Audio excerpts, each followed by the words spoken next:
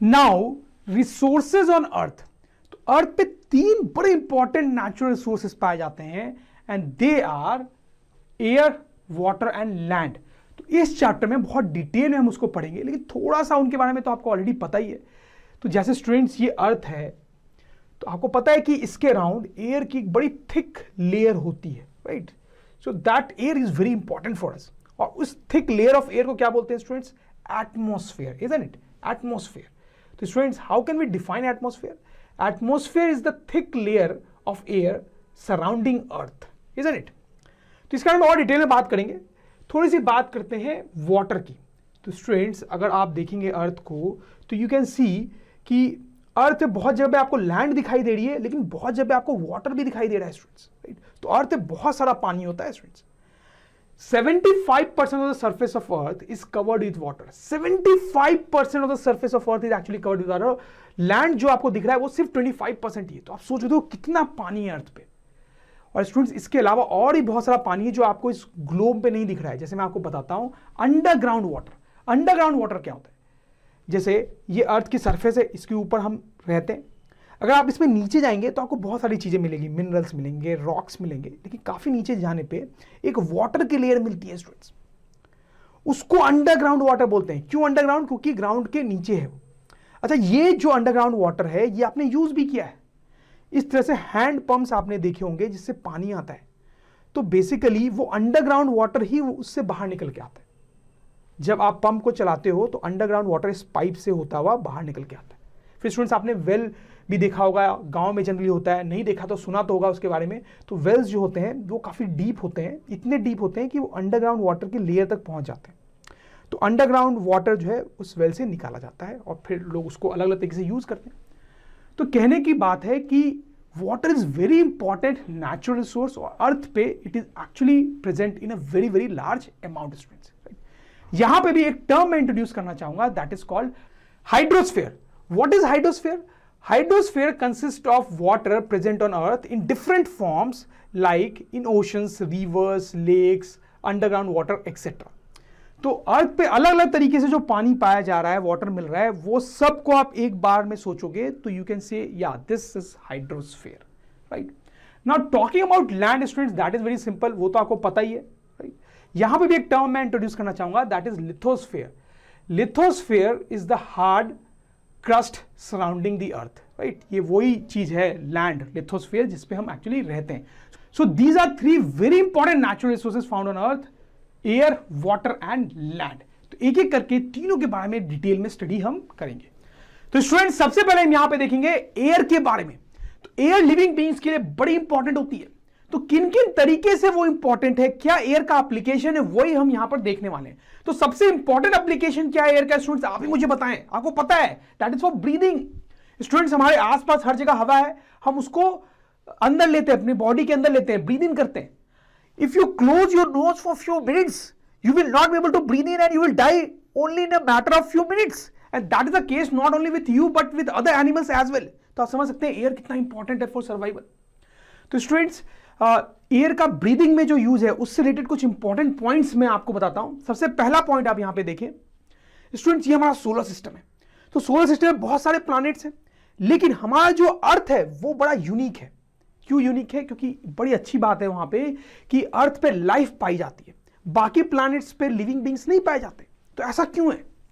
देखो, ऐसे तो इसके बहुत सारे रीजंस हैं, लेकिन एक रीजन जो है वो है कि अर्थ पे पाई जाने वाली जो हवा है, एयर है, एटमॉस्फेयर है, उसका कंपोजिशन बड़ा यूनिक है। जैसे मैं आपको बताता हूं, आपको पता ही होगा स्टूडेंट्स कि अर्थ पे जो हवा पाई जाती है हमारे आसपास एटमॉस्फेयर में, उसका कंपोजिशन क्या होता है? इसमें बहुत सारी गैसेज होती है। कौन कौन सी गैसेज होती है आप बताएं मुझे स्टूडेंट्स, बताएं। उसमें होता है nitrogen, oxygen, carbon dioxide, water vapours, argon और कई सारी गैसेज होती हैं। नाइट्रोजन कितना परसेंट होता है स्टूडेंट्स बताएं? 78%। ऑक्सीजन कितना होता है? 21%। आप इन दोनों को ऐड करेंगे तो दैट विल बी 99%। तो बाकी 1% में बाकी सारी गैसेज होती हैं। तो मेनली अगर देखा जाए तो सबसे ज्यादा इसमें नाइट्रोजन और ऑक्सीजन होता है। ये जो कंपोजिशन है ये बड़ा यूनिक है। अर्थ पे जो एयर होती है उसका कंपोजिशन कुछ ऐसा होता है, लेकिन बाकी प्लैनेट्स में जो हवा पाई जाती है उस पे ये कंपोजिशन नहीं होता है। जैसे मैं आपको बताऊं, वीनस और मार्स जो कि अर्थ के आसपास के प्लैनेट्स हैं, उनकी अगर हम बात करें तो उसमें जो हवा होती है उसमें 95 to 97% कार्बन डाइऑक्साइड ही होता है और बाकी 2-3% बाकी गैसेस होती हैं। तो ये जो कंपोजिशन है एयर का उन प्लैनेट्स पे, वो एडिक्वेट नहीं है ब्रीदिंग के लिए। बट ये जो कंपोजिशन है इसमें ऑक्सीजन खास करके इंपॉर्टेंट है, इसका परसेंटेज काफी हाई है, आप देखो 21%। ये जो कंपोजिशन है that is adequate for breathing. So this is one of the reasons why life exists on earth but not on other planets. I hope you get this. तो एक और पॉइंट देखते हैं ब्रीदिंग से रिलेटेड। हम या human beings जब breathing करते हैं तो वो 2 पार्ट में होती है। आपने देखा, एक हवा अंदर लेना, एक हवा बाहर छोड़ना। अंदर लेना मतलब इनहेल करना, बाहर छोड़ना मतलब एक्सहेल करना। तो स्टूडेंट्स, हम ह्यूमन बीइंग्स या बाकी एनिमल्स भी जब इनहेल करते हैं तो हवा में जो प्रेजेंट ऑक्सीजन है उसका यूज करते हैं, और जब एक्सहेल करते हैं तो कार्बन डाइऑक्साइड हमारे बॉडी से बाहर एटमॉस्फेयर में मिलता है। समझ में आ रही है आपको बात? तो आप सोचो कि दुनिया में कितने सारे एनिमल्स और ह्यूमन बीइंग्स हैं, तो ये जो प्रोसेस है ये बहुत लार्ज अमाउंट में हो रहा है। तो इससे क्या आपके दिमाग में कोई कंसर्न डेवलप हो रहा है? होना चाहिए, होना चाहिए। देखो कितनी लार्ज अमाउंट में ऑक्सीजन का कंजम्पशन हो रहा है, मतलब ऑक्सीजन का जो अमाउंट है एटमॉस्फेयर में वो कम होना चाहिए, और कार्बन डाइऑक्साइड का जो अमाउंट है वो एटमॉस्फेयर में बढ़ना चाहिए, राइट? इनफैक्ट कुछ और फेनोमेनास भी हैं जिसके कारण ऐसा होना चाहिए। जैसे मैं आपको बताऊं, बर्निंग, कहीं ना कहीं कोई वुड को बर्न कर रहा है, कोल को बर्न कर रहा है, तो बर्निंग के प्रोसेस में क्या होता है कि ऑक्सीजन का यूज होता है और कार्बन डाइऑक्साइड इमिट होती है। तो इस फेनोमेना में देखो ऑक्सीजन एटमॉस्फेयर से यूज हो रहा है, तो यानी ऑक्सीजन कम होना चाहिए और कार्बन डाइऑक्साइड बढ़ना चाहिए, जैसा कि इस फेनोमेना में ब्रीदिंग में हो रहा था। लेकिन स्टूडेंट्स, शायद आप जानते होंगे कि ऐसा होता नहीं है।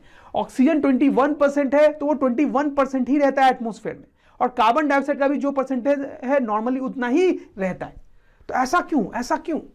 क्योंकि स्टूडेंट्स, ये जो प्रोसेसेस हो रहे हैं इनके उल्टा भी कुछ प्रोसेस हमारी दुनिया में चल रहे हैं। जैसे मैं आपको बताऊं, प्लांट्स की हम बात करें तो प्लांट जो है वो एनिमल का उल्टा काम करते हैं। वो कार्बन डाइऑक्साइड का यूज करते हैं और ऑक्सीजन एटमॉस्फेयर में डालते हैं। तो उल्टा काम कर रहे हैं ना। इन सारे प्रोसेस में ऑक्सीजन यूज हो रहा था, लेकिन इस प्रोसेस में ऑक्सीजन बन के एटमॉस्फेयर में वापस आ रहा है। तो क्या होता है कि जितना ऑक्सीजन यहां पे यूज हो रहा है ऑलमोस्ट उतना ही ऑक्सीजन यहां से अगर बन के वापस आ जाए तो ऑक्सीजन का अमाउंट क्या रहेगा स्टूडेंट्स? कांस्टेंट। वैसा ही कुछ कार्बन डाइऑक्साइड के साथ भी हो रहा है कि इन प्रोसेस में जितना कार्बन डाइऑक्साइड बन रहा है उतना ही कार्बन डाइऑक्साइड इस प्रोसेस में, प्लांट्स में यूज हो जाता है, तो ओवरऑल कार्बन डाइऑक्साइड का परसेंटेज भी सेम रहता है।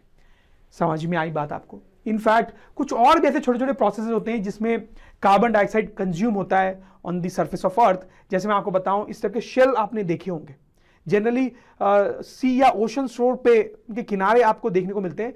तो कुछ एक्वेटिक एनिमल्स जो होते हैं वो इनको एक्चुअली बनाते हैं। कैसे बनाते हैं? तो सी के अंदर पानी में कुछ कार्बन डाइऑक्साइड डिसॉल्व होता है, उस कार्बन डाइऑक्साइड का यूज करके ही एक्वेटिक एनिमल्स जो हैं इन शेल का निर्माण करते हैं, उनको बनाते हैं। तो हम लिख भी सकते हैं कि aquatic animals use carbon dioxide dissolve in sea water to form shells. तो जैसे इस प्रोसेस में प्लांट्स जो है वो कार्बन डाइऑक्साइड का यूज कर रहे थे, वैसे यहां पर भी कार्बन डाइऑक्साइड का यूज हो रहा है।